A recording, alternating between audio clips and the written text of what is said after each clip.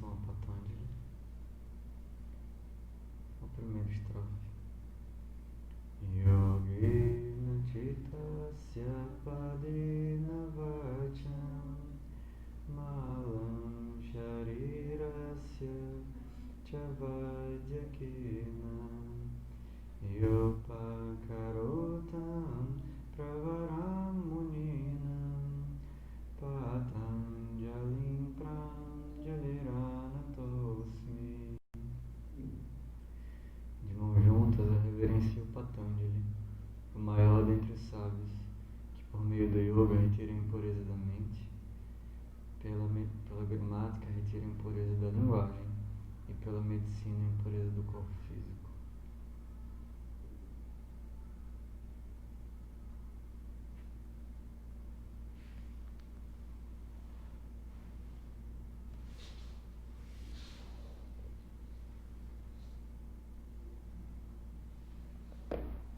Então a gente vai entrar no tema.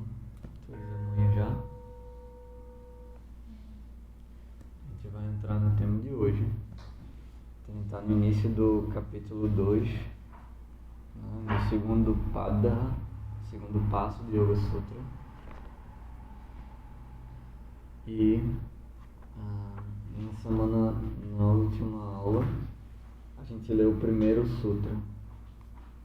Você pode acompanhar aí com o menino, se precisar ler e tudo, né? O primeiro sutra, só para revisão. Tapa. Pode falar? Tapa. Swadhyaya. Ishvara Pranidhana. Kriya Yoga. A diferença de pronúncia são funções sintáticas. Austeridades, estudo e entrega dos frutos do trabalho a Deus, são denominados Kriya Yoga. Então a gente viu que para a gente alcançar esse estado que a gente estudou como Samadhi no primeiro capítulo, no Samadhi Pada, né? Agora a gente está estudando Sadhana Pada, que é o passo da disciplina, do caminho. Então para a gente alcançar o Samadhi agora tem um caminho. E ele já começa dizendo Tapa Swadhyaya Ishvara Pranidhana, que é esse esforço, Tapa Swadhyaya, que é o autoestudo, e Ishvara Pranidhana, que é, agora no segundo capítulo, a gente viu isso também, significa entrega dos frutos e dos resultados, né, dos frutos da ação a Deus. No primeiro capítulo a gente viu Ishvara Pranidhana como a adoração a Deus. Era um pouco diferente. Devoção a Ishvara, exatamente. E agora nesse capítulo a gente vê que a devoção ela se expressa na ação através do fruto, da entrega dos frutos da ação. Esse sutra ficou legal para vocês? Sim. Meu bem também. Sim. Então, o segundo sutra. Samadhi, Bhavanartha,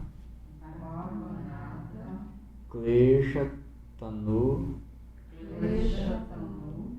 Karanarthascha, Kriya Yoga conduz ao Samadhi e atenua as obstruções que causam dor.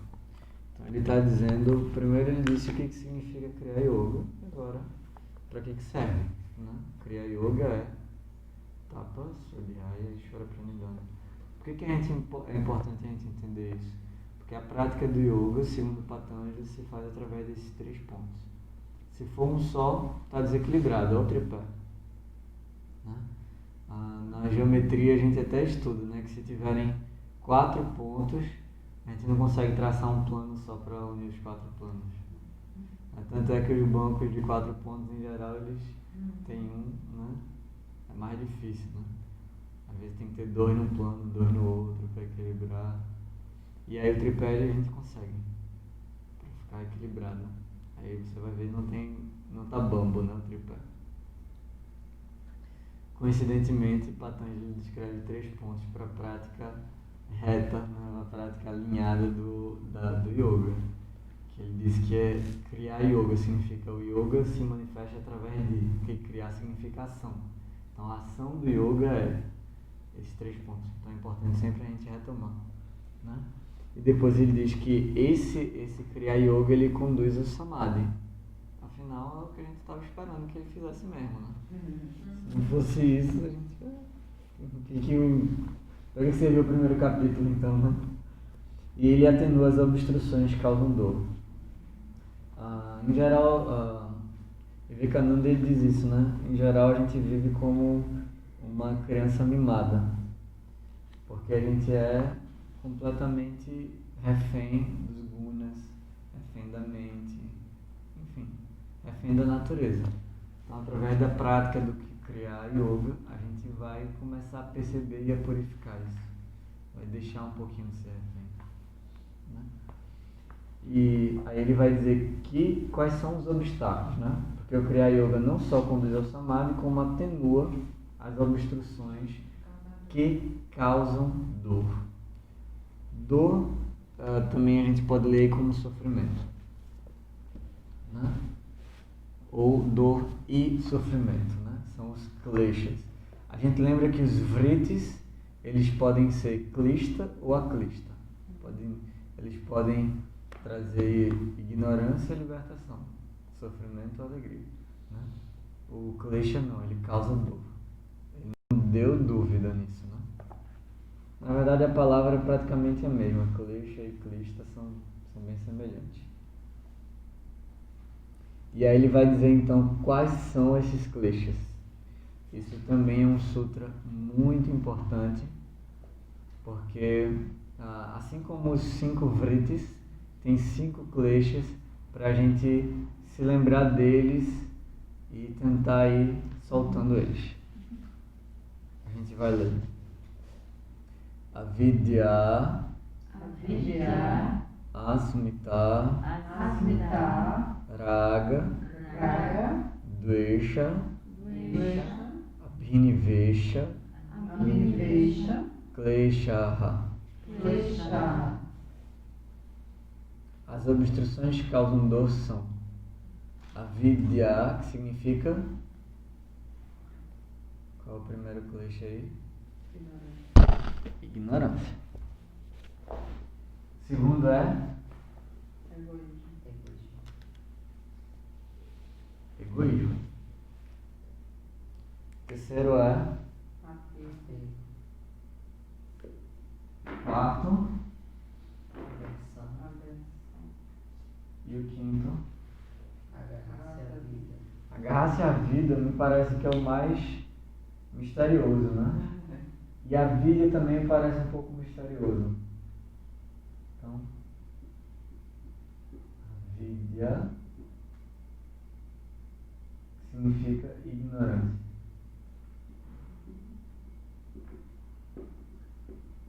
Depois Patanjali vai falar de cada um deles.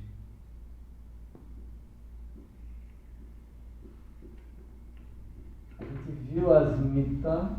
É Asmita ou Asmita? Asmita. A gente viu no primeiro capítulo Asmita como uma das formas de Samadhi. Olha que confuso. Abre lá no Sutra 17, por favor.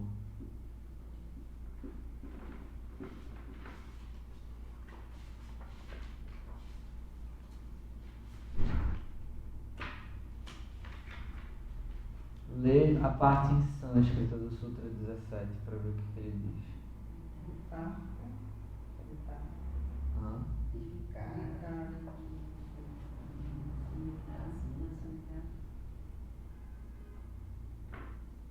E aí? Achou Asmita? E aí o que significa Asmita aí?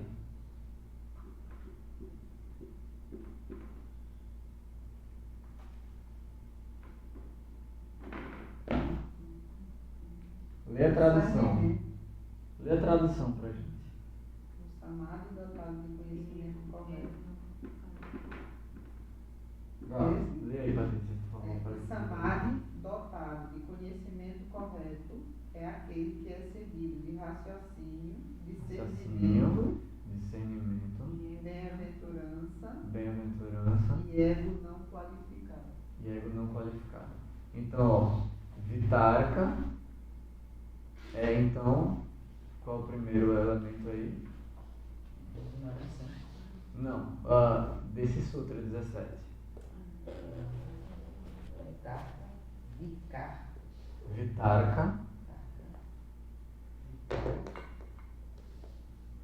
O que significa Vitarka? Estou pedindo para vocês lerem e entenderem o que está escrito. Porque tem uma sequência de 4 nomes em sânscrito e na tradução tem uma sequência de 4 nomes em português, como sendo as características do Samadhi. Raciocínio. Então Vitarka é o primeiro nome. Raciocínio.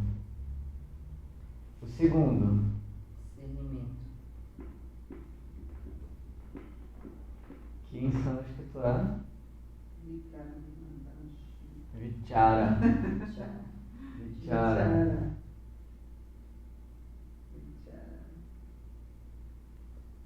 O terceiro é Bem-aventurança. E como é que é bem-aventurança em sânscrito?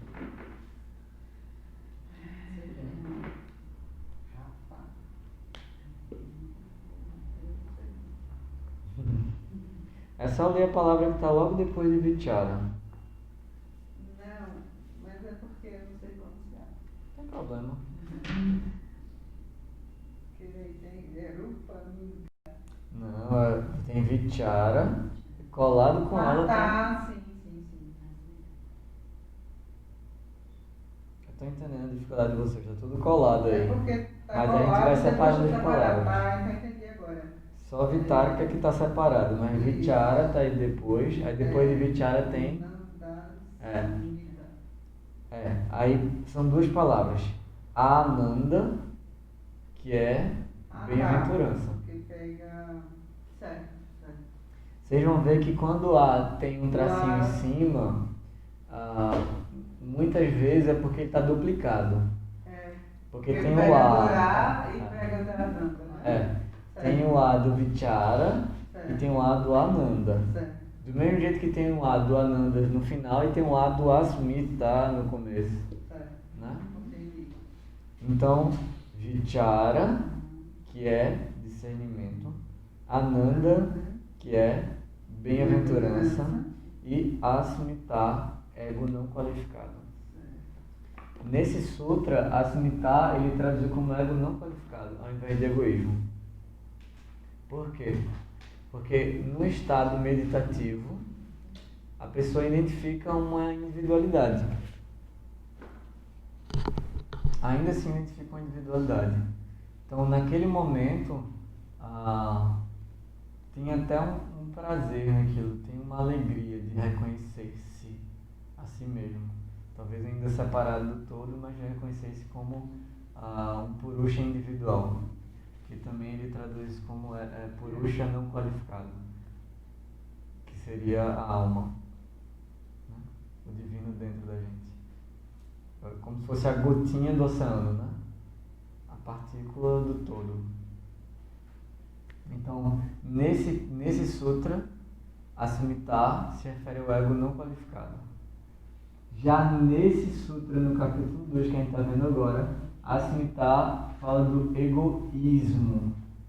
Egoísmo significa uma tendência repetitiva de comportamento, de hábito, de pensamento. E referido ao ego. Né? Então, o problema não é o ego, é o egoísmo. Que ele está colocando aí.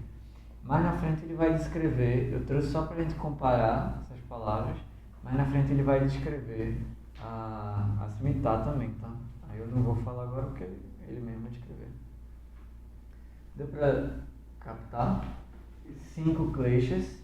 A gente tem no capítulo 1, logo no começo, é interessante essa estrutura, né? No capítulo 1, logo no começo tem os 5 que tem no capítulo 1 e 5? No daqui. Que a gente acabou de ler, né? Não, no capítulo 1. Lá. A gente leu 4 elementos agora no Sutra 17. Mas no Sutra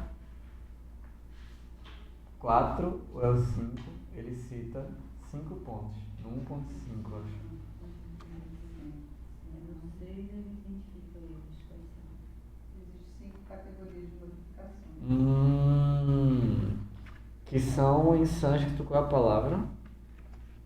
Para as modificações. Vritis. É o Sutra 6. Né? Que ele está escrevendo. Pramana, Viparyaya, Vikalpa, Nidraya, Samhita. Que é a base da nossa meditação, né? A base do que a gente tem praticado na meditação. Mas significa que a gente está precisando praticar um pouquinho mais essa meditação para a gente lembrar esses 5 vritis. Não é que a gente precise decorar eles, mas que a gente precisa. É interessante entender eles, porque na nossa prática eles vão surgir. Aí a gente, quando tem condição de ver eles, a gente diz assim: olha, não é isso. Aí vai afastando eles, entendeu? Então no Sutra, no primeiro capítulo, ele cita 5 vritis. Agora ele cita 5 kleshas. Mas eu tenho dificuldade com esses nomes em sânscrito, né? Claro, todos nós temos. No começo é muito difícil de decorar. Mas se eu falar aqui tudo em português, o significado não é o mesmo. Tá? E também uma outra língua ajuda a gente a abrir um pouquinho, né? Para novos significados. Abrir um pouquinho a mente. Então ele está dizendo que a prática do Kriya Yoga faz o que com esses kleshas? Lembra o que a gente acabou de dizer? A tradução está atenua, né? Atenua e conduz ao samadhi. A tradução diz atenua. Atenua, tá aqui. Vamos ver se Glória fala nesse tom também. O que ela diz é que o Kriya Yoga tem como objetivo produzir o Samadhi e reduzir os kleshas, reduzir os sofrimentos. Também não fala em eliminar. Certo. Então a gente se apega um pouco à letra para dizer assim, olha, ele não está falando que vai eliminar o sofrimento, está falando que vai reduzir, né? Literalmente. Ele está dizendo isso com todas as letras, que vai reduzir o sofrimento, não eliminar. E aí a gente já elimina da nossa mente aquela crença de que a gente vai acabar com o sofrimento através da prática de yoga. Sutra 4. Avidya, Kshetram, Uttaresham, Prasupta Tanu, Vichinodaranam. A ignorância é o solo fértil de todas as que seguem, estejam elas latentes, atenuadas, reprimidas ou expandidas. Então ele pôs um ponto aí que esse início desse capítulo é bem forte, né? Ele pôs o ponto aí. Qual é o principal dos sofrimentos dos 5 kleshas? Ignorância. A vidya é o principal. E olha como ele descreve. Ele não diz só que é o principal, ele diz que é kshetram. Kshetram é uma palavra que a gente vê logo no início da Gita também, coincidentemente. Kshetram é campo, né? Então, a vidya é o campo fértil.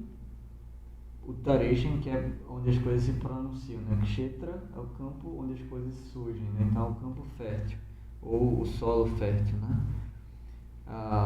Para todos os outros kleshas. Então é dele que surgem os outros, né? Sem a vidya vai surgir os outros sofrimentos. Ora, sem o campo fértil, como os outros vão germinar? Como vão brotar e nascer, florescer? Não vai, né? Então ele é a raiz. E ele ainda diz assim, que esses 5 kleshas podem estar latentes, que significa que eles estão completamente ocultos. Eles podem estar atenuados, significa que ele aparece, mas a gente tem um pouquinho assim de... a gente consegue controlar um pouco aquele sofrimento, né? Eles podem estar reprimidos mesmo, então é diferente do latente. O reprimido ele está sendo pressionado, né? E expandido significa que está em ação, né? É diferente o dormente, o latente do reprimido, porque se diz assim, a gente nasce com uma quantidade de karma para viver, que é o que a gente chama de destino. Aqueles karmas, eles estão latentes, eles podem ir se manifestando na nossa vida. Tem uma quantidade que pode se manifestar na nossa vida. Tem uma outra quantidade que ela está reprimida e que está fazendo a gente agir. Porque as coisas que estão reprimidas, elas estão trabalhando no nosso inconsciente. Estão fazendo a gente agir. Porque o latente é tão oculto, o reprimido parece que a gente sabe, conhece. É por aí mesmo. O reprimido a gente tem condição de acessar, mas está ali forçando para negar. Então, o reprimido, ele está, de alguma forma, manipulando a nossa vida. Ele explode. Um dia, sem dúvida, ele explode. E o que ele fala expandido é o que está desperto, é o karma que a gente está vivendo agora, né?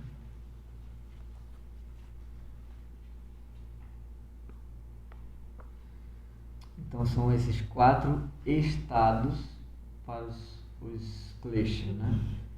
São vários numerozinhos assim, que a gente pode depois organizar uma tabelinha, né, para visualizar eles. Eu posso fazer isso, mas que a gente, é bom que a gente vá repetindo, porque, por exemplo, e a gente coloca em prática, porque, por exemplo, quando eu tenho consciência que há coisas que em mim estão reprimidas, se surge uma coisa, ele está dizendo aqui, há coisas em mim que estão reprimidas. Então, se surge uma coisa na minha vida, eu posso colocar isso em questão. Será que é uma coisa reprimida? Aí eu posso refletir, né? Se isso está claro na minha mente, né? Se está claro na minha mente que isso é uma coisa que está atenuada, né? Que está mais ou menos atuante, eu também posso considerar e ver como é que os meus kleshas estão operando. Porque a gente basicamente vive manipulado pelos kleshas. Então a gente já não está na ignorância, a gente já conhece e está reprimido. Mas assim, no geral, a gente vive governado pelos kleshas, pelos 5 kleshas. No geral, eu digo todos nós vivemos. Porque nenhum de nós foi iluminado no passado. Nós todos viemos da ignorância. Senão a gente não precisava se iluminar mais. A gente já estava iluminado, né? Não tem como a pessoa que se iluminou entrar na ignorância. Aquela que iluminou verdadeiramente não volta, né, para a ignorância. Então a gente estava na ignorância. E ainda estamos, né, sendo governados por ela. E quando a gente vai conversando um pouco sobre a ignorância, a gente vai classificando, a gente conhece os 5 vritis, agora a gente conhece os 5 kleshas, aí aquilo vai se tornando claro para a nossa vida. Por isso precisa de repetição no estudo, sabe? Que é a Abhyasa, né? Lembra do Sutra 12, né? Abhyasa, Vairagya, Abhyanta, Nirodha. O Nirodha ele vai alcançar quando a gente tiver repetição e desapego. Então, essa repetição é necessária porque a gente vai começando a entender, classificando como a gente está vivendo. A gente vai trazendo um esclarecimento para a nossa vida interior. E a partir dele a gente pode ter algum domínio sobre essas coisas. Eu fiquei meio confusa. Reprimidas ou expandidas? Por que expandidas? São 4 estágios: latentes, atenuadas, reprimidas e expandidas. Ele está dizendo que o ou é para dizer assim, que os kleshas eles podem estar num, ou no outro, ou no outro, ou no outro. em um desses 4 estágios. Tu entendeu isso? E expandido é o que está em ação. Em ação. É. Por exemplo, a nossa personalidade exterior, o nosso nome, os nossos comportamentos, a forma como a gente reage, são kleshas que estão em ação. Né? Que todo mundo vê. Então, é visível. Então isso é bom. Isso não é bom. Nenhum deles é bom. Porque são kleshas, eles são sofrimentos por si mesmos. Aí Então, a partir do conhecimento você vai atenuar, isso. né? Então, Justamente, se o campo fértil é avidyā, ignorância, para os sofrimentos, qual seria a oposição disso? O que seria o campo fértil para a felicidade verdadeira? o conhecimento. O conhecimento, que é o oposto de avidya. Sim, mas às vezes a gente tem o conhecimento e mesmo assim reage assim. A gente não tem o conhecimento ainda. Tem algumas Essa é a coisas- questão. Né? Eu estou lembrando do teu vídeo da quarta. Tudo a ver. É, exatamente. Eu Eu lembro, né? peguei um pouco desse tema mesmo na quarta-feira. O conhecimento, então, é o campo fértil para o não sofrimento. Porque é uma oposição. Se a ignorância é o campo fértil para o sofrimento, a ausência de ignorância, ou seja, o conhecimento, é o campo fértil para a verdade, a felicidade. Né? E é isso que a gente está fazendo. Se a gente não leva luz, como a Patrícia perguntou mais cedo, sobre a questão do suicídio, né? É claro que sempre deve se preservar das identidades, porque a pessoa que passa por isso está por um grande sofrimento, abuso sexual, tudo. Não vai expor uma pessoa que sofreu abuso sexual, não precisa disso. Né? É pior para a pessoa, muitas vezes. Mas manter o fato completamente em avidyā vai gerar o quê? Sofrimentos. Mas se eu retiro a negação e assumo vidya, conhecimento, então eu não vou ter mais campo fértil para sofrimentos, vou ter o campo fértil para a felicidade, vou ter o campo fértil para a clareza, para a paz mental, para tudo aquilo que a gente viu no capítulo 1, para samadhi. Eu poderia dizer que daqui para baixo é klesha, daqui para cima samadhi. Talvez a gente possa fazer essa comparação justamente com o Sutra 17, que foi o que a gente acabou de ler, Vitaraka, Vicharananda e Asmita, que seria o contrário disso aqui, para cima. A gente não tendo avidyā, a gente tem raciocínio, capacidade de raciocínio. A gente vai ter discernimento. A gente vai ter bem-aventurança. Bem-aventurança não tá condicionado a apego e aversão. E a gente vai ter o ego não qualificado, que seria uma expressão da individualidade sagrada, da alma, que é justamente um conhecimento da alma eterna, que também se opõe à abhinivesha, que é o apego à vida. Sim, mas quando eu falei, foi dando um exemplo, por exemplo, do Tembaba. Ele não tem um conhecimento e não aconteceu, não foi? Não, veja, se a pessoa tem um conhecimento, não é capaz de ter sofrimento. Não é capaz de cultivar isso. Porque o campo fértil para o sofrimento é a ignorância.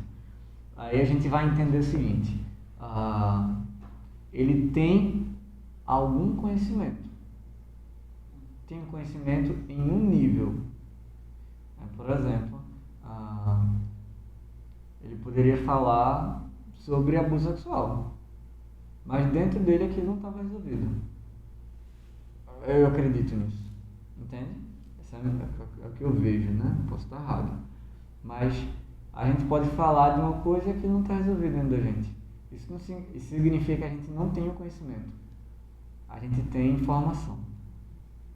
Inclusive ele é um psicólogo, né? Formalmente ele tem todo o conhecimento. E o dever de respeitar o set terapêutico.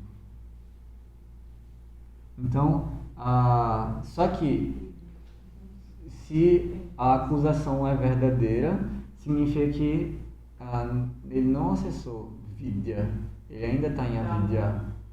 Você vai dizer, mas ele manipulou. Ainda é avidya, ainda é ignorância. Porque a pessoa manipula porque ela quer apego, porque ela tem aversão. Ela manipula para ter algum tipo de felicidade derivada do desejo, algum tipo de evitar algum tipo de sofrimento derivado da aversão. Então ela manipula. Ela ainda está no campo de avidya, no campo de sofrimento. Por mais bela que ela pareça, naquele ponto ainda tem. Levar esses 10 anos e mais 10. Mais 10. Talvez depois de 10 anos a gente perceba que a gente não precisa tanto da outra pessoa. E a gente se refere ao guru interior, que é mais interessante, né? Nesse sentido. Eu também não entendi muito bem esse apego à vida. Ele vai descrever cada um. Inclusive a vidya ele vai descrever ainda. Né? Eu acho que é melhor a gente ler.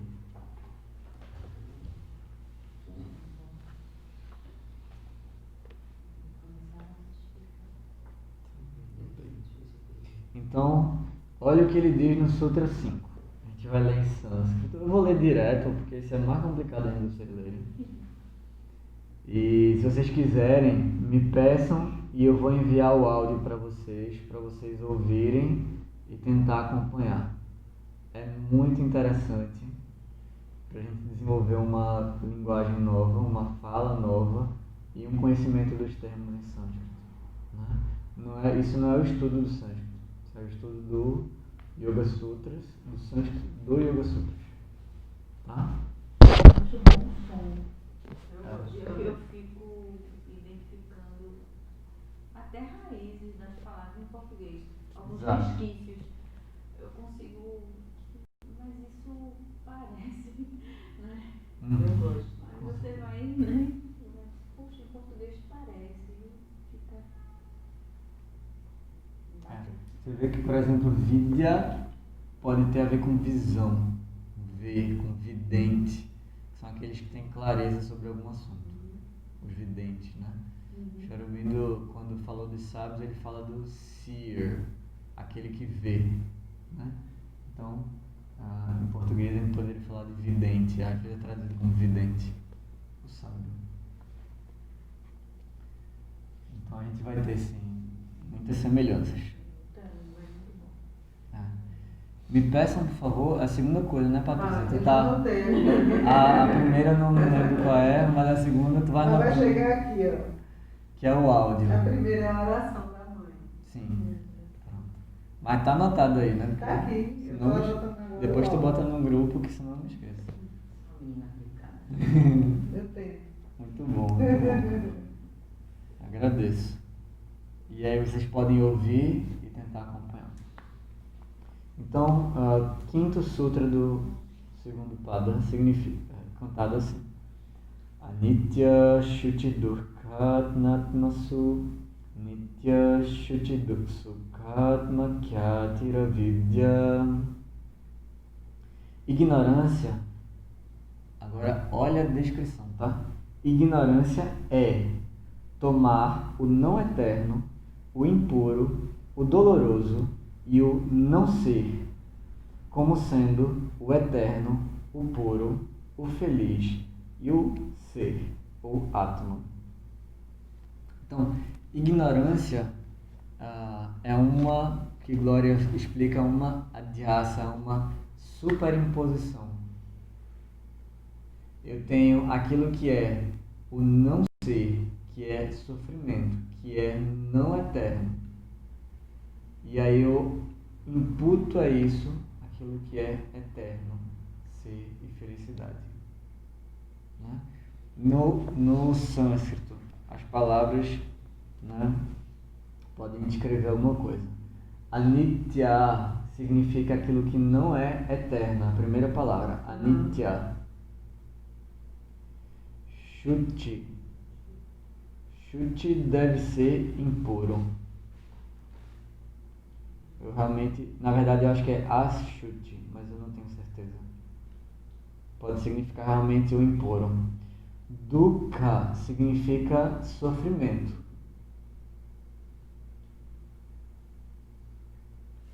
E em seguida você vai ver que Durkha tem um A duplo no final. E a palavra contando com esse A seria Anatma. Né? O Su já é um sufixozinho. A palavra seria Anatma, que é a negação do Atma. Atma é o ser. Então, Anitya Shuchi Durkha Natmasu. Anitya não é eterno, Dukkha, sofrimento, Anatma, a negação do Atma. E depois ele bota Nitya, que significa eterno. Depois ele repete Shuchi. Então, realmente deve ser Ashuchi e Shuchi. Porque no primeiro sutra, na primeira linha tem um A duplo no final de Anitya, né? Então pode ser a negação de Shuchi, que é puro, que é como ele está traduzindo também. Sukhatma. Sukha é a felicidade e Atma é o ser, né? Kyati, eu não sei o que significa Kyati, mas pode ser justamente essa confusão. E a Vidya é o que ele está definindo aí. Então, a Vidya significa tomar o que não é eterno, o que é impuro, doloroso, o que não é o ser, como eterno, puro, feliz e como sendo o ser. Então, basicamente, a gente toma esse corpo, esse ego, a Smita, a gente acredita que essa vida é o eterno, e a gente toma isso como eterno. A gente acha que a gente vai ter a vida eterna, então eu vou renascer como Diego em algum lugar. E vou reencontrar meus parentes e viver para sempre com eles. Isso é um apego à vida. Né? Eu estou confundindo aquilo que é passageiro com aquilo que é eterno. Eu tenho uma... Desculpa. Eu tenho um histórico, uma ligação de vida com o espiritismo. E o humanismo, todos esses ismos aí que estão interligados. Mas, assim, eu, até bem pouco tempo, eu tenho 57 anos, eu não entendia isso, eu entendia errado. Eu sempre me achava, eu sou Rejane, entendeu? Eu não sou Rejane. Rejane é uma das minhas faces. Eu estou, entendeu? Não é ser. O idioma inglês é sábio nisso. Eu só depois, meu Deus do céu, eu sou espírito, eu só toco agora, veio tanto tempo, o espiritismo é isso. Não penso que foi muito tempo, não. E assim, pensa que se a gente ainda está aqui, porque a gente ainda está se identificando com esse não eterno. Porque a ignorância, ela não teve fim, de fato. Né? É como a gente conversou no final do primeiro Pada, Nirbidya Samadhi, ele pode representar um estado em que a ignorância realmente tem fim. E aí, a pessoa não encarna novamente. Ela pode encarnar novamente. Isso foi libertador para mim. Porque até então eu achava assim como você, eu vou na minha mãe, meu pai, meu irmão, tudo centrado nessa vida, eu vou encontrar depois. A minha visão espírita era nesse assim, meu Deus. Aí foi quando é outra coisa. É legal essa sistematização que tem no yoga, porque justamente ela consegue mostrar essas coisas, né? O espiritismo ele explica o eterno também. Mas eu acho maravilhoso, né? Que é tudo muito mais do que o que a gente pensa que é. Exatamente. E a nossa personalidade se forma de acordo com a educação que a gente tem, né? Com as coisas que vêm no nosso dia a dia também. Com o nosso karma. Nosso karma. Mas acho que a melhor palavra é o nosso karma. Porque a gente já traz uma personalidade quando a gente nasce. Mesmo que a gente não acredite em reencarnação, a gente já traz. Todo mundo é capaz de reconhecer isso. Né? Aí a gente já tem uma personalidade. E aquele karma que a gente tem, ou seja, aquilo que motivou o nosso renascimento, ele vai se manifestando aos pouquinhos. E aquilo vai ser a nossa educação também, vai ser também a nossa socialização primária, secundária, enfim. Né? Porque às vezes você tem um karma de nascer numa favela, ou você tem um karma de nascer sei lá, no luxo, no berço de ouro. É o karma. Mas se a gente formar outro karma aqui, a nossa vida também pode mudar. Sim, o karma, ele é ação e reação. Mas a gente descobrindo, conhecendo a lei do karma, a gente pode fazer ações para ter uns resultados um pouco melhores. Né? Aí a nossa vida muda. E quando a gente descobre que a gente não é nem a ação nem a reação, a gente pode queimar, se chama queimar a semente do karma. Aí as sementes que a gente tem, elas podem ser queimadas e não florescer mais. E aí sim a gente vai viver livre. É claro que esse estado em absoluto ele é praticamente inalcançável. Né? O Buda e todo mundo ainda viveu derivado de karma, ainda teve reações. Né? Uma das teses é que ele tenha morrido comendo carne de porco. Mas olha, ele sofreu então a reação né, de uma ação que ele teve. Ele não estava totalmente livre. Né? Assim, o corpo dele não estava livre. Ele estava, porque ele estava tranquilo. Ele comia carne de porco sem problema. Né? Ainda que fosse proibido no hinduísmo, em outros lugares, fosse proibido. Ainda assim, ele não estava preocupado com isso. Ele foi lá e comeu. Né? Então, o estado de vidya é um estado que a gente ruma em direção a ele, mas a gente também não tem apego em chegar nele. Talvez não seja o propósito final, assim, de chegar no estado completo de vidya, no estado completo de conhecimento. Sempre vai ter alguma ignorância seguindo com a gente. Né? No Nirbidya Samadhi, no Samadhi sem semente, pode ser que a gente queime finalmente essas sementes e aí talvez a gente não reencarne, talvez a gente deixe o corpo naquele momento, talvez a gente reencarne por compaixão, enfim, é um mistério para mim. Mas deu para entender essa questão de avidiar, que é o principal, o resto é só consequência.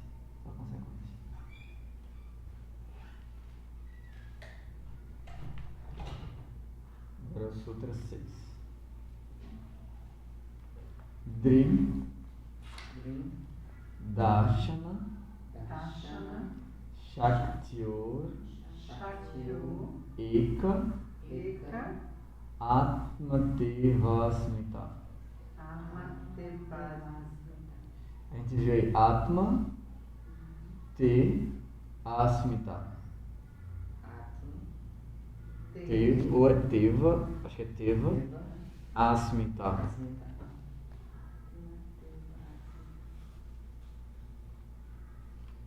Egoísmo é a identificação daquele que vê com o instrumento da visão. Lembra que a gente falou do vidente? Eu até falei de... olha aqui, ó. Na verdade é Ekatmata, a palavra Ekatmata. E realmente eu não tinha percebido. E Iva significa falsa. Então, egoísmo é a identificação daquele que vê com o instrumento da visão. Que danado significa isso? Né? Primeiro a gente falou que ignorância é confundir o eterno com o não eterno. Agora ele está falando de que egoísmo é confundir aquele que vê com o instrumento da visão. O que significa isso? Quem vê é eu, o fotógrafo ou a câmera fotográfica? Quem que vê? A câmera vê? Então eu posso colocar a câmera para ficar vendo as coisas sozinha? Ela capta. O observador, né? Que é o fotógrafo. Nesse exemplo, o fotógrafo é quem vê. A câmera é um instrumento de visão. Porque só com o olho ele não consegue registrar, né? Aí ele pega a câmera, ele dá o zoom, ele faz alguma edição, controla a luz. Então a câmera vê. Se eu controlo a luz, igual o olho faz, né? O olho também controla a luz, né? Isso aqui automaticamente, né? A câmera a gente pode regular a entrada de luz, o tempo que a câmera fica aberta, né? O brilho, enfim, várias configurações podem ser feitas na câmera. Então aquilo é evidentemente um instrumento de visão. Eu posso, por exemplo, fechar completamente o brilho e não ver nada através dela. Ou seja, é um instrumento bloqueado, né? Então a câmera é um instrumento de visão. Mas sabe por que eu me confundi? Porque ele fala que egoísmo é a identificação daquele que vê o ser como instrumento da visão. Então eu imaginei, se o fotógrafo está usando a visão, então ele não está vendo a realidade. Sim, também. De uma forma. Inclusive, quando ele vê aqui abaixo, ele fala exatamente como se a visão não fosse, não é o ideal para ser visto. Com a visão não é o ideal para ser visto. É o passo que a gente vai dar agora. Aí eu peguei e falei, não é a visão. Por isso você, em oposição, pensou que era a câmera. Isso. Foi. Mas eu usei a câmera como sendo algo mais claro, né? Eu entendi agora. Mas a gente vai avançar. Quem é que vê? É o olho ou a mente? Amém. A mente. Né? Por quê? Você só vê o que está preparado para ver, é isso? Não exatamente.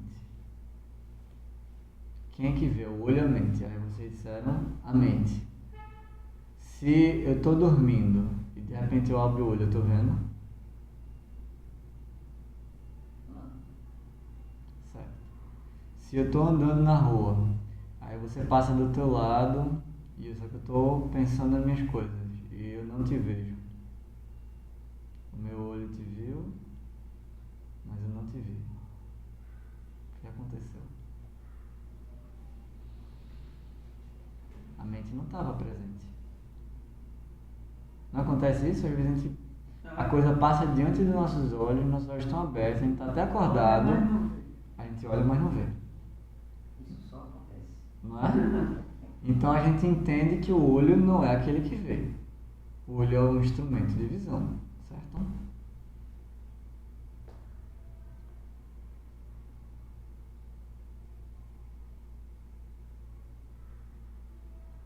Mas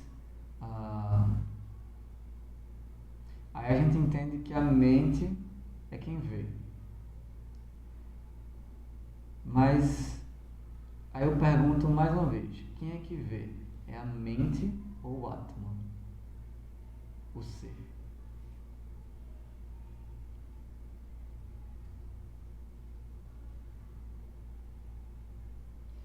Porque o ser, ele contém a mente, né? A mente não seria também um instrumento? Vamos estudar um pouquinho sobre a mente. São mergulhos que não são talvez tão fundamentais, mas é interessante para a gente entender o que Patanjali está dizendo. E Vivekananda explica isso também de alguma forma. O que a gente chama de mente, em sânscrito tem várias palavras, né? Mas a gente pode pegar manas, chitta, buddhi,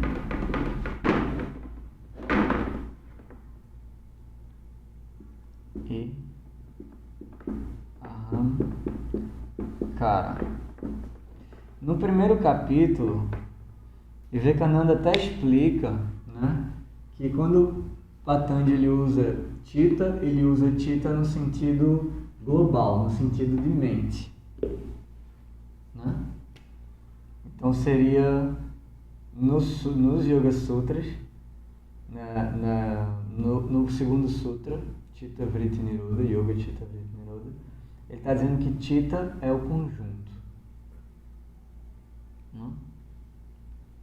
Mas Chitta, ele é traduzido em algumas vezes, né, como memória. Manas como a substância ou o fluxo de pensamento, né? Eu gosto de pensar no fluxo de pensamento. Isso é uma possibilidade de entendimento desses termos, tá?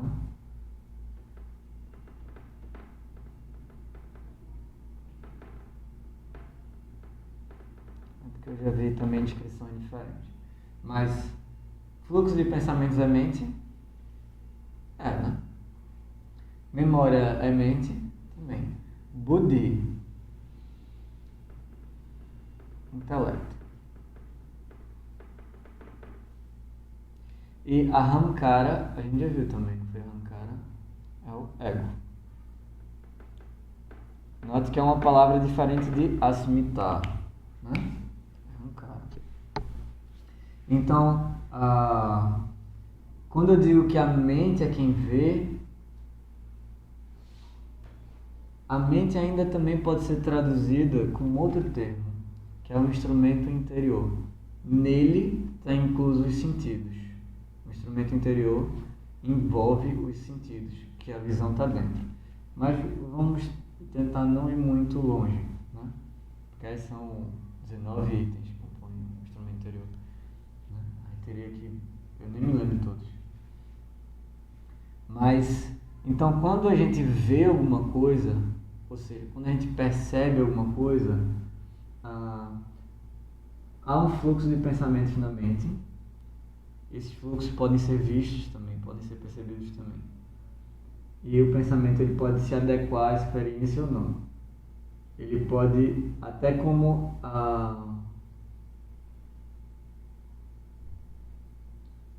intuição, pode vir aqui o que a gente está vendo. Mas, mais propriamente, na visão, a gente tem um intelecto que diz assim: aquilo tem uma capa e tem um bolo de folhas no meio. Aí o intelecto vai até a memória e diz assim: é um livro. Aí ele volta e diz para a mente: isso é um livro, gera uma linha de pensamento. E aí a Ahamkara diz: esse livro, eu estou me relacionando com ele. Eu estou pegando, eu estou vendo esse livro. Né? É o que a Ahamkara diz. Então, isso tudo... Eu pensei que o intelecto estava ligado ao conhecimento. Não, nesse sentido não. Nesse sentido não necessariamente. É conhecimento, mas entenda, é o conhecimento discriminativo. Eu sei que isso é um livro e não é uma faca. O intelecto está agindo aqui. Né? Quando a gente fala de Buddhi e quando a gente está descrevendo a mente como esse conjunto. E aí quando eu falo a confusão daquele que vê com o instrumento da visão. Aqui eu tenho um instrumento da visão. Todo esse instrumento ele tem uma limitação, não é? Ele não pode ver tudo. Por exemplo, como é que eu posso conceber o intelecto? O universo. Não vai ter nada na minha memória para conceber o universo. Nem eu vou poder dizer o universo tem esse limite, como uma capa e uma contracapa. Não vou poder dizer isso. Como é que eu vou me relacionar com o universo? Tem uma coisa então que não pode ser vista por isso. Como é que eu posso escrever, por exemplo, Atman? Como é que algo que é limitado, ego, ou seja, a noção de eu, que age por um fluxo de pensamentos, que tem uma memória e um intelecto, pode escrever aquilo que é indivisível, que é infinito, que é eterno. Então, a mente, ela tem um limite de visão. E mesmo que a mente esteja lá, se não tiver o espírito, não tem visão. A gente pode dizer, por exemplo, pessoas que estão em coma. A mente está numa modificação. E o espírito está recolhido, de alguma forma. Então não tem a percepção dos sentidos. O corpo pode até reagir, mas aquela percepção ela pode estar recolhida. Né? Não estou dizendo como regra. O que a gente pode também explicar sobre isso? Esse Atman está mais ligado ao Purusha ou ao... Purusha. Por isso que ele coloca o ser como parece mais. Mas não é o Ishvara, né? Que é o coisa voltada para o ego. O Ishvara é como a gente vê o Purusha. Como o ego vê o Purusha. É Ishvara. Que é o Atman. Que é Atman. E que é tudo. Nós somos Atman. Né? Só que quando a partir da visão do ego a gente olha para o Atman, a gente diz é Ishvara, porque ele tem uma forma, né? Ele tem uma qualidade que é eterno. Então a mente só pode ver o Ishvara. É isso? Isso.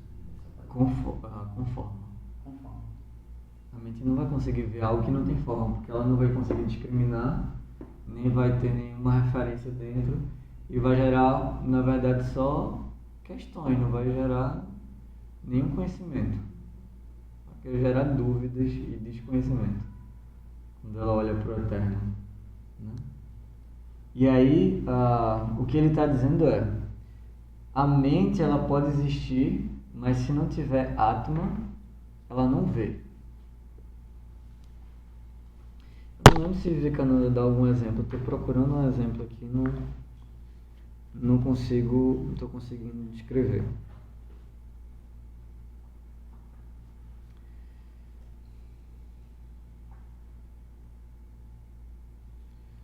Porque mesmo quando ele escreve, tem alguns pressupostos na descrição. Mas a gente pode fazer o contrário. A gente pode dizer assim, o que é que isso pode captar? Só aquilo que é limitado. A mente ela só pode captar aquilo que tem começo, meio e fim. Então ela vai acreditar que ela é a realidade. Mas a gente já viu que se uma coisa tem começo, meio e fim, ela não pode ser a realidade. Porque ela vai ter um fim. Ela não pode ser a realidade eterna. Então tem que ter alguém por trás daquilo, né, que está emprestando a sua energia para aquilo, emprestando a sua vida para aquilo. Por isso que é Uma superimposição. Porque a vidya significa justamente eu achar que isso daqui é o Atma. Isso daqui é o ser eterno. E asmita é eu dizer que quem vê isso tudo é o ego. E não o Atma. Você pode até pensar assim, pronto, um exemplo muito legal. Se eu consigo ver os pensamentos vindo e voltando, se eu consigo lidar com a minha memória, com o meu intelecto e mesmo com o meu ego, tem algo que vê isso. Não é? Tem algo ainda por trás que está olhando para isso. Está olhando para esse conjunto, para esse esquema aqui, para esse instrumento.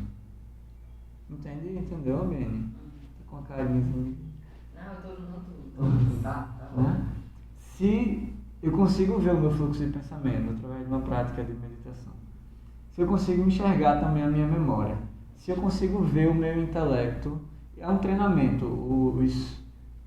Os sutras do Savitaka Samadhi e Savichara Samadhi, Savitaka, Savichara, Nirvichara, Savitaka, Savichara, Nirvitarka, Nirvichara, 42, 43, o primeiro capítulo.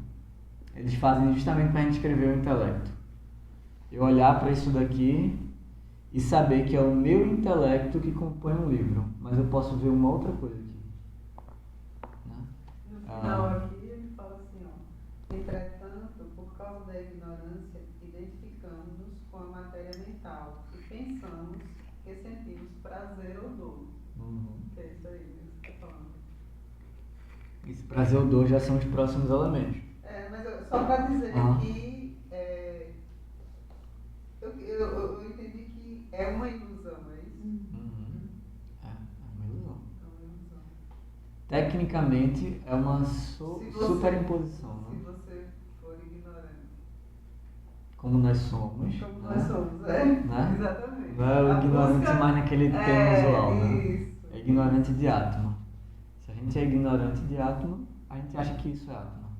Então, a gente vai ter sofrimento. Porque o ego ele tem um limite e ele vai ser ameaçado em um momento. A memória vai falhar ou vai ter um limite. O intelecto também vai ter seu limite. O fluxo de pensamentos ele vai nos perturbar muitas vezes, vir coisa que a gente não quer. Né? Isso daqui, sendo a realidade, a gente está arrebentado. E mesmo que a gente enxergue mais, a gente ainda vai ter, alguém está enxergando isso aqui que eu agora estou enxergando. A gente sempre vai ter uma ignorância. Mas vê, aí ele diz assim, eu acho que é ele que diz assim, se a gente for regredindo, a gente não chega em lugar nenhum. A gente põe uma pausa, tem outras camadas aqui, mas a gente põe uma pausa nessa reflexão aqui em direção ao Atma. Porque o Atma é aquele que vê. Aí vão ter outras camadas de mente aqui, mente intuitiva, mente, sei lá, supramente, supermente, etc. Que elas vão ver isso, mas ainda vão ser vistas por algo. Aí, aquilo que não pode ser visto é o Atma. Não pode ser visto. Estou lembrando das camadas do sono, né? Como o nome do filme eu esqueci, que é com Leonardo DiCaprio. E em cima de um sonho, né? Ele camada de sono, né? Acho que eu assisti assim. Interessante. Eu tô ligado nessa história de sono agora. Então a gente tem que ter cuidado, né, na hora que eu... Tem sim. Então, mais na hora de dormir, né, tem que ter mais cuidado na hora que a gente está acordado. Né? Porque ali a gente está cultivando que a gente vai trazer. Aquilo é só um reflexo, né? Mas também não precisa se preocupar tanto. A gente não tem que pensar no futuro, no que a gente quer, né? Nos sonhos para ser realizados. E é no sono que acontece. Não é isso? Só pra gente não fugir um pouquinho, já anota essa pergunta, anota mesmo, BN. Tá. Pra poder tu trazer depois. Tá. Só pra gente não fugir desse tema. Certo. Então, o Atma é aquilo que a gente pode dizer aquele que vê ou aquele que não pode ser visto. Porque o olho vê, mas a mente vê o olho. Né? A mente vê, mas o Atma vê a mente. Quem vê o Atma? Não é possível ser visto o Atma. Não é possível. Se alguém disser que vê o Atma, desconfie. Os textos, ele diz assim, você tem uma ideia, tem um texto que é a introdução do estudo de Vedanta, Tattva Buddha, que é justamente a Buddha se referindo ao intelecto e Tattva se referindo ao conhecimento, à existência. Né? Então é o conhecimento, o intelecto sobre aquilo que existe. É um texto introdutório. E aí quando ele vai dizendo assim, a gente é isso? Não. A gente é isso? Não. Aí vai descamando. Até que chega no Atma. Então o que é o Atma? É um diálogo, né? O discípulo pergunta, o que é o Atma? Aí a resposta é, o Atma, ele tem a natureza, ele não pode ser descrito. Ele não é nada disso que a gente viu acima. Ele não é os 5 koshas, não sei se vocês estudaram já. Anamaya Kosha, Pranamaya Kosha, etc. Estudou, hein, Albino? Diga aí, pelo amor de Deus. Mas faz parte de uma formação, da formação. Né?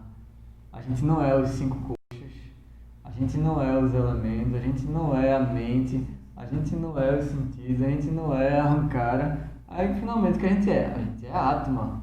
E o que é Atma? Atma não é nada daquilo, ele diz isso, Atma não é isso. E tem a natureza de Satchidananda. Satchidananda é eterno, ele é consciência pura e ele é bem-aventurança. Mas não é que ele tem a natureza, ele diz assim, Satchidananda Swarupa, ele tem a forma de Satchidananda, mas não é que ele é aquilo. Né? Dizer o que ele é, ninguém diz. Nos textos não diz o que ele é. Quando na Gita, Arjuna pede, Krishna, me mostra sua forma universal. Aí Krishna, tu não vai aguentar, meu irmão. Fica aí quietinho. Por favor, eu preciso. Aí Krishna, tu pediu, né? Vou mostrar, tu pediu, né? Aí quando ele mostra a forma universal, aí Arjuna, por um tempo ele olha e daqui a pouco ele começa a ter medo, ele fica aterrorizado com aquilo. Não pode ser visto. Né? Se vê, a gente surta. A gente realmente, se você tiver uma experiência de Satchidananda, se não tiver preparado, não tiver algum karma necessário para aquilo, vamos dizer com as palavras mais técnicas, né? Uma mente necessária para aquilo, você surta. Né? Então, uma coisa de cada vez. Né? A gente vai chegando lá. Então, deu para entender essa confusão entre o vidente e aquilo que é instrumento de visão? Lendo, vocês podem, né, compreender melhor isso, né, digerir isso. E a Bene anota a tua questão. Né? Não, ela já está comigo já há um bocado tempo, eu estou querendo colocar ela no papel. Pronto. Para começar a visualizar meu sonho. Você mesmo pode colocar ela no papel, deixar um papel em branco, isso é uma coisa legal para responder essas questões. Deixa um papel em branco, escreve a pergunta e deixa tua mão solta para ver o que vem de resposta. Brainstorm, deixa vir. Vocês vão ver que vem coisas incríveis. Você não precisar de ninguém para responder essas perguntas. Testa isso. Testa. Sutra 7. Esse é facinho, vamos ler esse. Sukhanushai Ragaha. Sukhanushai Ragaha. Apego é aquilo que reside no prazer. Não tem muito o que falar, né? A gente tem prazer, a gente gosta. Quando a gente gosta, a gente quer repetir. Apego. Aí por que a gente gosta? Arrancara diz assim, olha, isso é legal. Isso daqui favorece a gente. Senão nos ameaça. Né? Então se alguém diz assim, olha como aquela pessoa é bonita, então a pessoa tem uma boa registro de memória, o intelecto diz assim, isso é agradável, isso, né, aumenta nosso tamanho, né? Porque a gente é bonito, então a gente é mais visto, a gente tem limites bem definidos. Quando diz assim, aquela pessoa é feia, e se alguém fala, né, a memória pode trazer uma experiência negativa, o intelecto vai dizer, aquela pessoa está nos diminuindo. Aí eles vão, nas duas formas, isso daqui vai trabalhar mais intensamente, vai ficar mais firme, que é justamente o próximo sutra. Durkhanushai Dveshaha.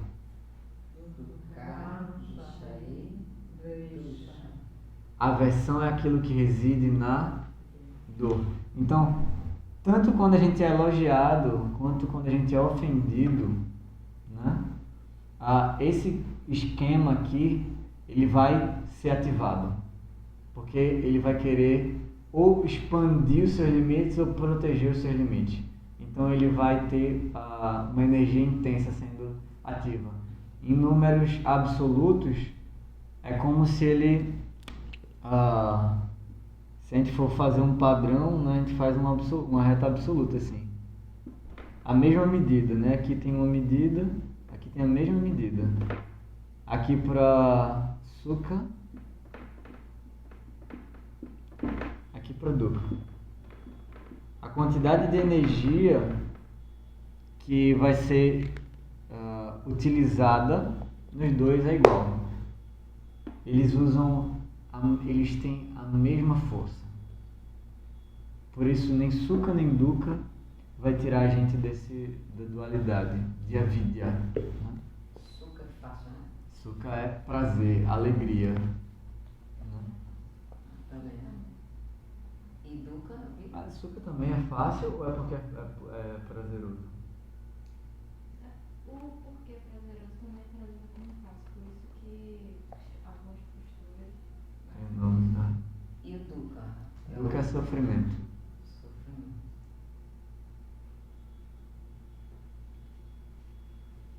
Então, tanto Sukha quanto Dukkha vão reforçar Asmita, que é o egoísmo, que é gerado também pelo avidya.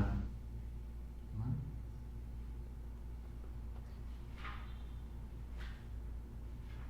Então a gente vê o Sutra 9, o último de hoje. Swarasa Vahi Vidushopi Tatarudho Abhiniveshaha. Presente em sua própria natureza, devido às experiências passadas de morte, e estabelecido até mesmo naqueles que são instruídos, está o apego à vida. Vivekananda dedicou aí 1, 2, 3, quase 4 páginas para descrever. Né? Seria uma pretensão minha querer acessar tudo isso. Por isso que alguém disse, só não consegui entender o apego à vida. Porque eu vejo reações dos meus pais em relação ao medo da morte, que é uma coisa assustadora, e isso mexe comigo. Eles se apegam muito à vida, eu vejo meus pais assim. O medo da morte, ele é um pouco diferente do querer viver. Na verdade, o medo da morte é o medo de querer viver, o medo de viver. O medo da morte é o medo de viver. é o medo de viver. E o apego à vida também é um apego à morte.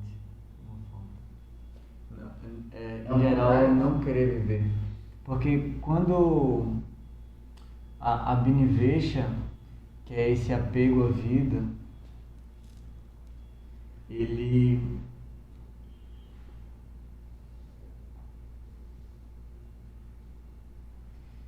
na verdade ele é um instinto de morte, né?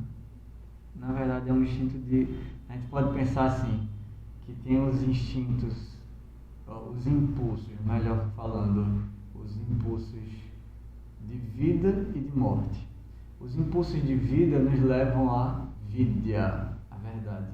Os impulsos de morte nos levam à vidya, ignorância. Então, o apego à raga dvesha significa que eu não quero viver a vida como ela é. Eu quero ter raga, eu quero viver com raga dvesha.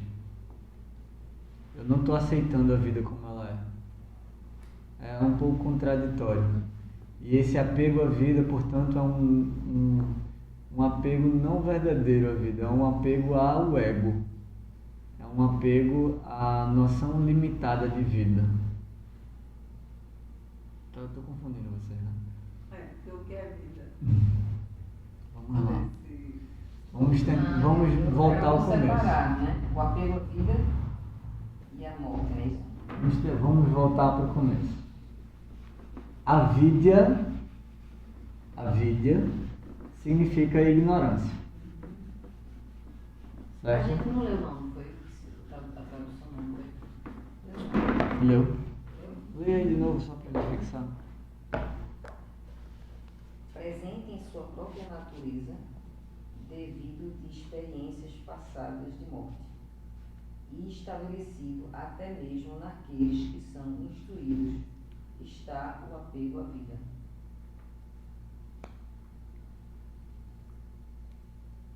Porque esse apego à vida seria talvez o último obstáculo a ser derrotado, a ser enfrentado. Né? É como um instinto de sobrevivência. Também. Mas um instinto que ele está completamente em avidya. Né? Esse apego especificamente à vida. Quando a Beni falou, né, do apego à vida, no dia a dia, a gente tem medo de morrer. Quando a gente tem medo de morrer, a gente tem medo de viver. Porque a morte significa um encontro com a nossa realidade. Né? E a vida também é um encontro com a nossa realidade. Só que a morte é uma coisa futura e a vida é uma coisa presente. Então, se eu evito a morte, ou seja, se eu tenho esse apego à vida, normalmente eu também rejeito a própria vida. Então, muitas pessoas que têm muito medo da morte entram em depressão. Até, né? E o que é a síndrome do pânico, por exemplo? É um medo, ou as fobias, ou alguma coisa assim. Nesse sentido, é um medo de morrer naquela situação, né? De passar por uma experiência de morte naquela situação. Claustrofobia, etc. Então, mas assim, talvez seja interessante comentar que quando a pessoa também tem medo de morrer, isso reflete também medo de fechamento de ciclos, não só de sumir do mundo também, né? De fechamento de ciclos também da vida. Sim. Tudo isso porque ela está em avidya. Vamos resgatar, sem ler. Qual é o significado de avidya?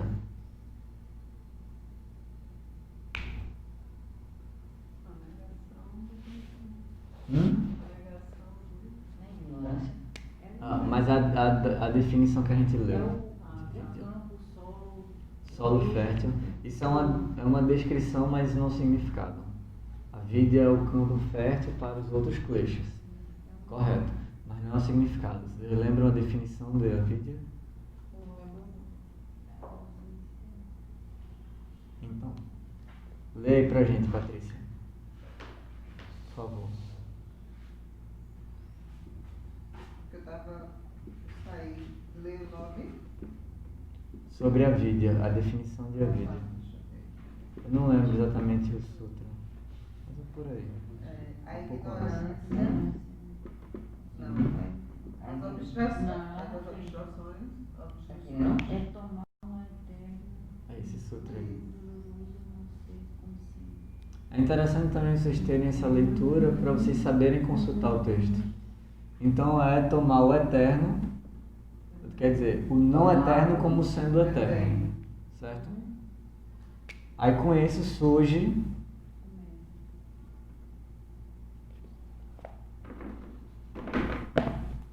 qual é o próximo klesha?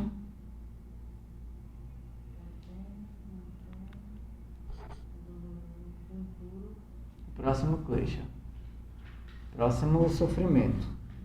São 5, né? Estão lembrados que são 5? Egoísmo. Em sânscrito é? Em sânscrito, egoísmo é?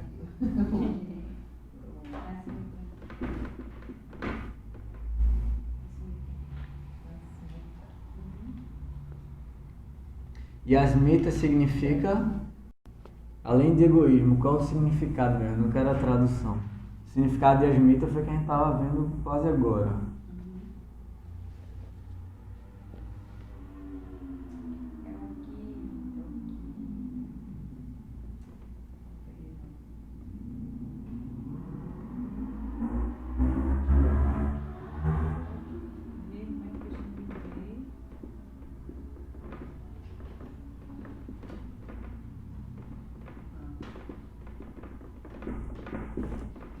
É bom, leia aí a definição, por favor. Leia, por favor, a definição de asmita no sutra. Embora vocês tenham cadernos aí maravilhosos, mas volta lá para o sutra para ter familiaridade com o texto, né?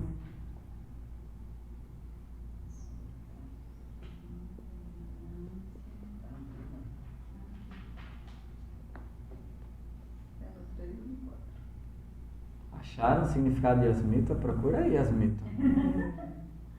Asmita aqui, né? Chama 3. Apego, ignorância, egoísmo. É só ir lendo, gente, as traduções, vocês vão chegar lá. As obstruções que causam dor são ignorância, egoísmo, apego, aversão e agarrar-se. Próximo. A ignorância é o solo fértil de todas as que seguem, estejam elas latentes, atenuadas, reprimidas ou expandidas. Próximo. Ignorância é tomar o não eterno impuro, o doloroso e o não ser como sendo o eterno, o puro, o feliz e o Atma. Definimos ignorância. Próximo sutra. Egoísmo é a identificação daquele que vê o ser com o instrumento da visão. Isso é a definição de egoísmo. Né? Estou pedindo a leitura de vocês para vocês aprenderem a consultar também o texto. Então, quando eu confundo o não eterno, acho que ele é eterno, há na sequência uma identificação do eterno com o não eterno. É igual, tá vendo? Isso é causado pelo egoísmo. O egoísmo é causado pela vidya. A vidya, lembra que é o campo fértil, né? Então ela é a causa. Então, da mesma forma, a smita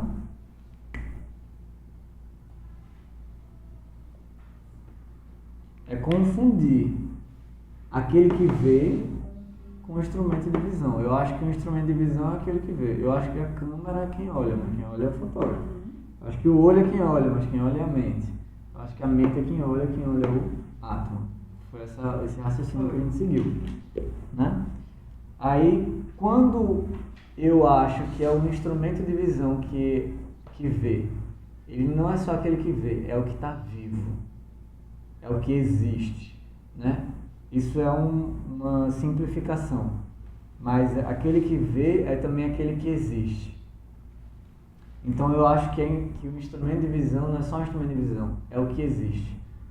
Então a mente é aquilo, eu confundo, a smita significa a mente é aquilo que existe. E aquilo que existe é nome, origem, história, gosto, aversão, que é uma consequência, né? Raga, dvesha.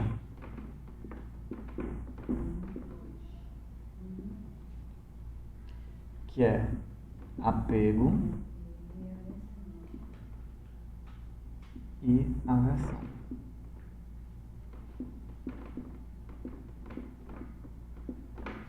Então, eu quero que vocês acompanhem esse raciocínio, né? Vamos ver se eu consigo trazer isso para vocês, né? Primeiro surge a confusão entre o eterno e o não eterno. Dessa confusão, eu então percebo um instrumento de visão e digo, esse é o eterno. Né? É isso daqui, ó. O instrumento de visão é o eterno. É o que existe. Então, eu sou ele. Como a gente falou, eu sou Regina. E aí, porque eu sou Diego tem um tamanho, uma cor, uma idade, uma história. Então, ele gosta de doce, de pão doce, goiabada. Não gosta de alface, por exemplo, e rúcula. Entendeu? Aí, por quê? Porque eu é instrumento de visão. E porque eu estou achando que eu é eterno. Mas se eu faço esse caminho invertendo e digo assim, o eterno é na verdade o vidente. O vidente na verdade ele não tem limitação, então ele não precisa ter apego e aversão. E esse apego e aversão, esse gosto não gosto, ele está negando o eterno, ele está negando a vida eterna também. E portanto ele nega a morte. Mas isso está ligado quando ele botou aqui entre parênteses, devido às experiências passadas de morte. Ele estava dizendo que é da própria natureza, né? Presente na própria natureza. Aí eu não sei, é do ser?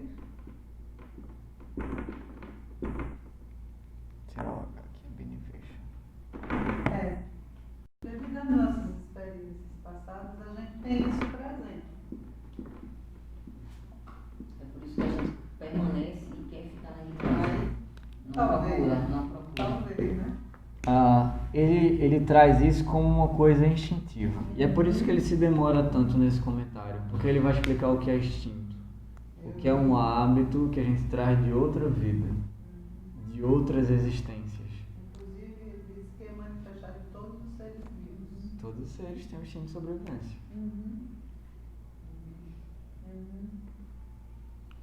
E a gente pode entender também leis maiores nisso, né? Porque a evolução, as espécies precisam se manter, se reproduzir, etc. É importante o morrer para nascer, ou nascer para o morrer. Aí o que ele diz é que então, porque a gente já morreu antes, a gente tem medo de morrer de novo. E a gente pode também trazer outras coisas, né? A gente pode ver que a gente tem apego à vida porque a gente está confuso, identificado com o instrumento de visão. Porque a gente não quer sofrimento, a gente quer alegria. Então a gente tem esse apego à vida. Mas em geral, esse apego à vida, ele só acontece por causa de uma visão limitada. E uma visão limitada, portanto, ela não pode me dar a verdadeira felicidade. Porque ela sempre vai me dar uma aversão consequente. Ela sempre vai me dar, sempre que eu buscar uma alegria, vai ter um sofrimento junto. Quando a pessoa cansa um pouquinho disso, ela se deprime. Aí é que ela vai buscar. Depende da pessoa, né? Depende da pessoa. Mas quando a pessoa percebe que esse ciclo aqui não tem fim, aí que ela pode dizer, peraí, tem uma coisa para eu questionar. Aí se ela questionar um instrumento de visão, aí pode ser que ela consiga ampliar a visão. Mas ela pode dizer assim, não, é porque eu não acertei o meu apego correto ainda. É porque, sei lá, não era aquele guru que eu segui, eu segui um outro guru. Agora sim eu achei o guru correto. Aí a pessoa vai para outro emprego, outro apego. Entende? E vai seguindo. E por causa de apego e aversão, e por causa de uma aversão na vida anterior também, a pessoa diz assim, eu sofri na morte. Assim, a morte ela não é uma coisa simples, especialmente quando a gente está tão confuso com o instrumento de visão. Isso em si, né? Ele, na verdade, ele quer a vida. Ele quer a vida, mas ele não percebe, ele está confuso com o instrumento de visão. Então, assim, porque vivemos na ignorância anteriormente, muito provavelmente, após essa existência física, a gente viveu períodos de sofrimento. Essa experiência nos causa medo da morte. Porque quanto mais ignorância, mais a gente vai ser arrastado pelo sofrimento. Mais a gente vai ser arrastado pelo sofrimento. Mas tem a questão do prazer também, né? De ser bom viver, né? Também. Aí a pessoa pode viver pelo apego, pelo prazer, pelo desfrute, desfrutar de tudo, né? O bom vivant, né? Aquela pessoa que está sempre na farra, etc. Mas uma vez ela vai ver que quando o dia amanhece, surge uma tristeza. Aí um dia ela vai perceber também que tem essa limitação de apego e aversão. Mas o que acontece com essas pessoas, que esse último agora que a gente ficou mais confuso, é porque essas pessoas sofreram mais do que a gente, por isso que não querem ver de jeito nenhum? Vê só, mesmo que as pessoas sejam mais velhas que a gente, não quer dizer que elas tenham progredido mais ou menos em vidya, né, em conhecimento do eterno. Também a gente não pode colocar regras assim, né, que a pessoa sofreu mais, mas a gente pode supor que ela tem ainda muito medo. Tem muito medo porque ela ainda está muito confusa com o não eterno. Ela acha que alguma coisa vai acabar, que ela mesma vai acabar. Tem religiões que acreditam, né, que quando a pessoa morre, acabou, não existe nada. Ela fica no sono eterno. Pelo menos o sono é eterno, né? O eterno ainda fica, né? Porque não dá para negar o tempo, né? A pessoa tem que botar o eterno em algum lugar, né? Aí o eterno ainda fica. Mas ela ainda está confusa, ela não quer ver que o eterno está lá, mesmo no sono, né? Então, é possível que a pessoa que hoje tem muito medo de morrer, ela tenha sofrido em existências anteriores. É realmente possível. Mas a gente também não pode dizer isso, né? Pode ser até por causa da vida atual ela tenha medo de sofrer, né? Quando essa escuridão acontece, que é a morte, a gente está ali solto no todo que a gente é. Então a gente pode encontrar tudo que estava ali latente, dormindo. Aqueles kleshas que estavam lá dormindo, escondidinhos. A gente pode encontrar eles. Então a única forma, e não dá pra gente terapeutizar todos, curar todos através da terapia, porque são infinitas vidas que a gente viveu anteriormente, né? Então a única forma, né, pelo menos que assim eu tenho visto, é que a gente ataque aqui, na causa. Que a gente comece a cultivar um campo onde a vidya não esteja, onde a smita não floresça, né? E, portanto, a smita é o broto, raga dvesha é as flores, né? A binivesha é o fruto, é a árvore da ignorância aqui, né? Seria a árvore da ignorância da morte. Tem até um mantra que diz assim: Asatoma Satgamaya Tamasoma Jyotirgamaya Mrityoma Amritam Gamaya, que significa me conduza de Asato para Sat, ou seja, da não verdade para a verdade, do não eterno para o eterno. Depois diz Tamasoma Jyotirgamaya, Tamas, a escuridão, me conduza da escuridão para Jyoti, a luz. E depois diz Mrityorma Amritam Gamaya, Mrityo, a morte, Amritam é o eterno, é a não morte. Veja como o eterno ele se opõe à morte. Mrityoma Amritam Gamaya, no caso a palavra usada é Amritam, né? Que é a negação de Mriti. Então me conduza de Mriti para Amrita. Me conduza da morte para a imortalidade, da morte para a eternidade. Então, o apego à vida ele surge porque eu estou aqui, achando que o não eterno é eterno, achando que o instrumento da visão é o eterno, né?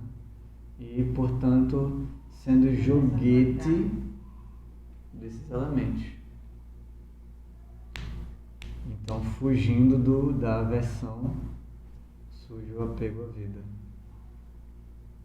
E acontece mesmo com aqueles que são instruídos, porque não basta a instrução, né?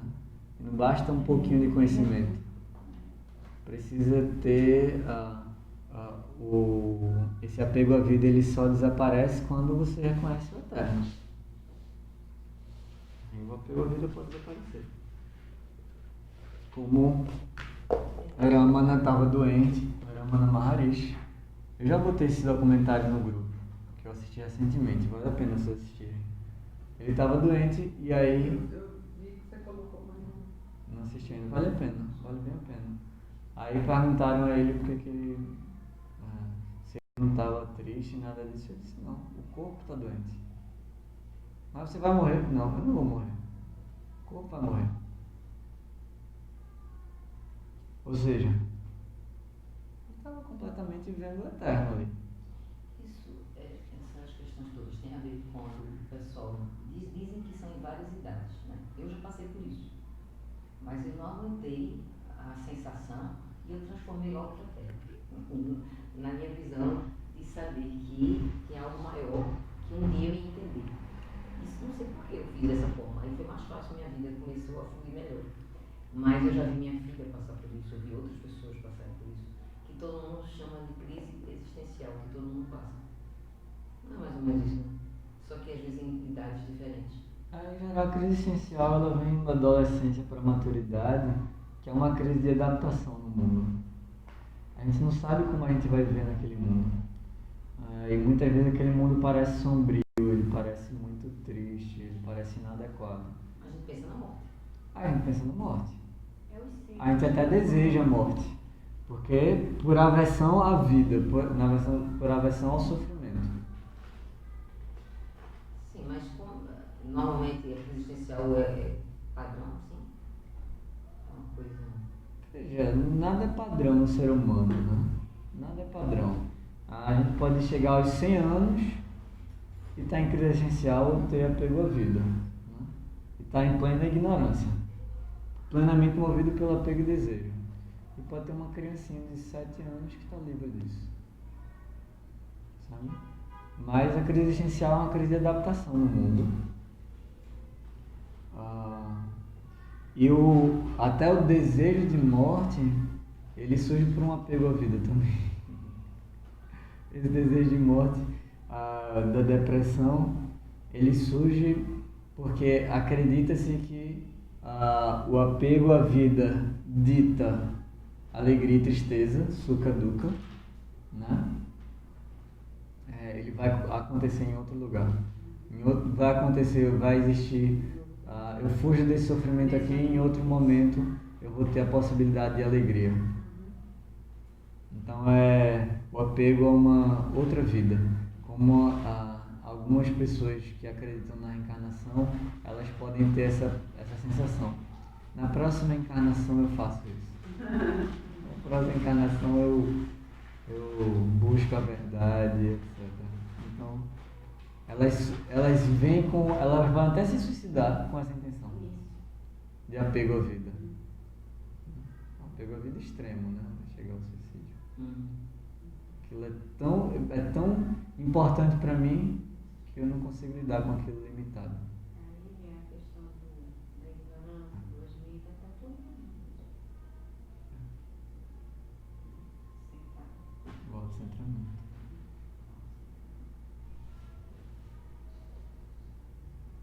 Deu pra gente ir. As perguntas da gente é para outra hora. A pergunta que eu pedi pra tu anotar é ou pra tu mandar pelo zap e de repente eu falo no YouTube, ou pra próxima aula. Porque já é meio dia, a gente nem conseguiu fazer a prática da meditação. Posso mandar no zap, né? Pode mandar no zap. Se for uma coisa que eu puder, você manda no grupo, eu respondo no grupo mesmo. Que aí todo mundo pode ter acesso. Tá? Porque eu considerei que era uma pergunta que não estava aqui no tema.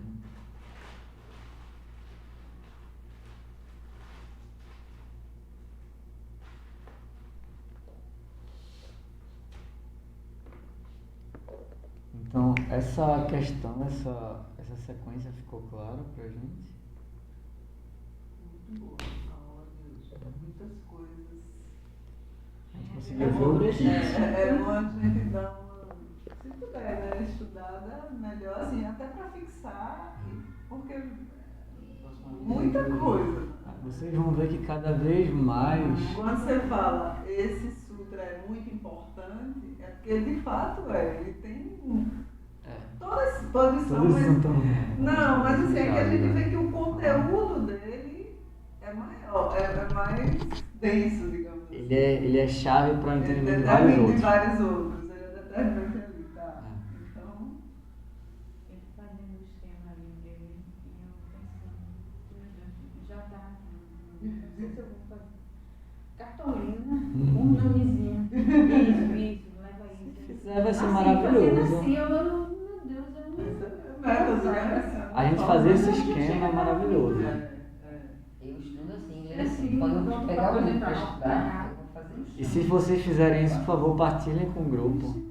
Porque eu não tenho, assim, tanto talento para fazer essas coisas. Eu até faço no quadro, mas cartolinas, as coisas, não consigo. Não tenho me empenhado nisso. Mas Não. eles soltos, esse traz desse do 17, né? É porque a gente tem que estar sempre voltando também, né? Os conceitos. Sempre. Sempre.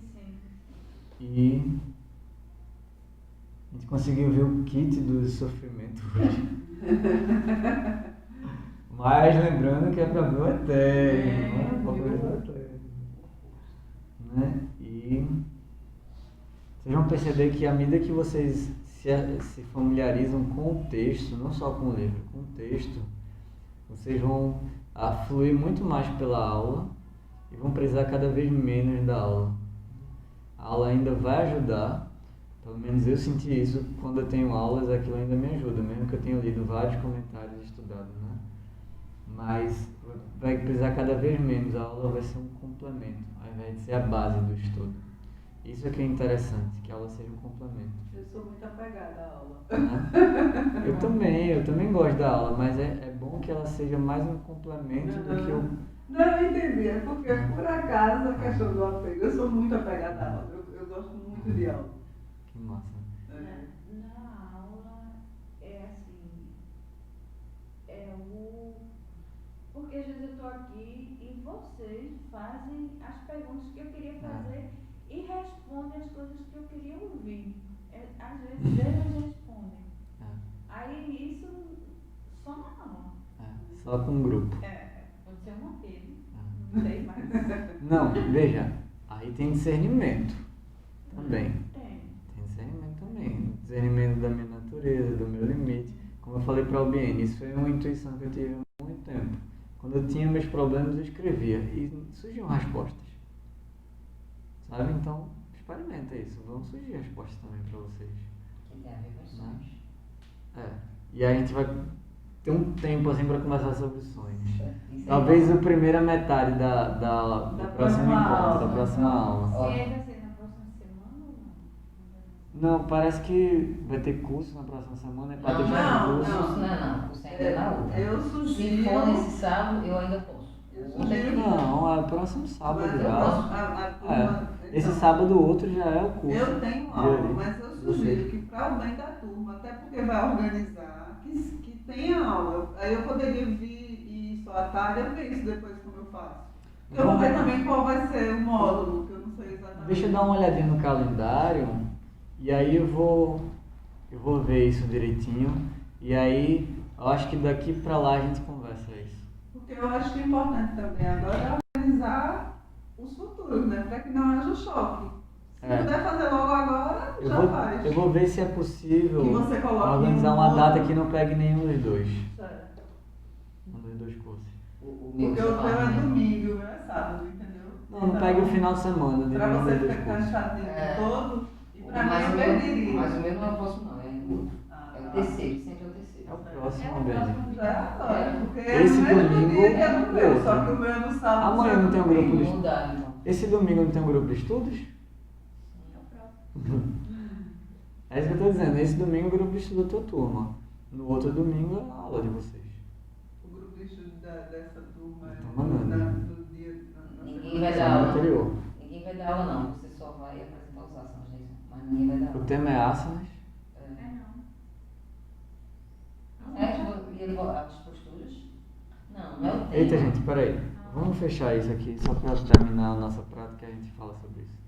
Que aí é outro assunto também. Vamos envolver. Então, a gente respira suavemente, fecha um pouquinho os olhos.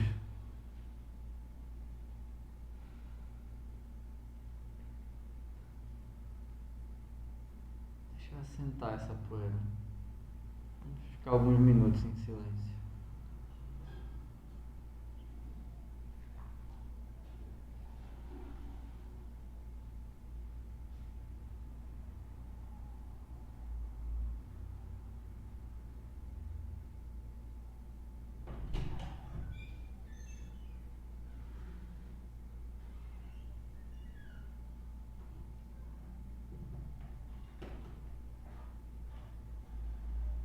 Com o estudo, a nossa mente também se agita um pouco. Então vamos tentar respirar, permitir que ela se acalme e concentrar na respiração.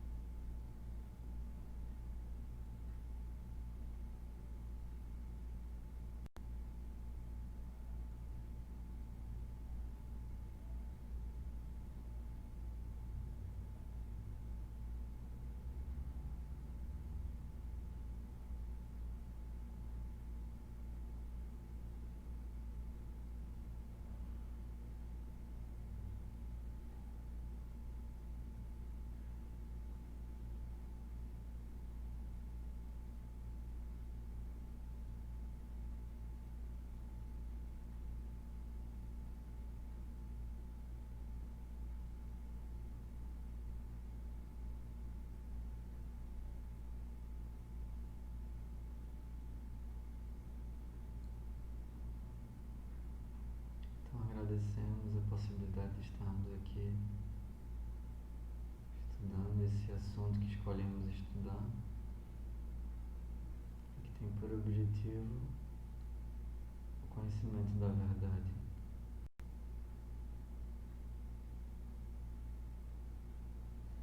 Que todos os seres estejam felizes, que todos os seres estejam em paz, que todos os seres estejam em bem-aventurança. Om Purnamada Purnamidam Purnat Purnamudachyate Purnasya Purnamadaya Purnameva Vashishyate. Om Shanti Shanti Shanti. Hari Om.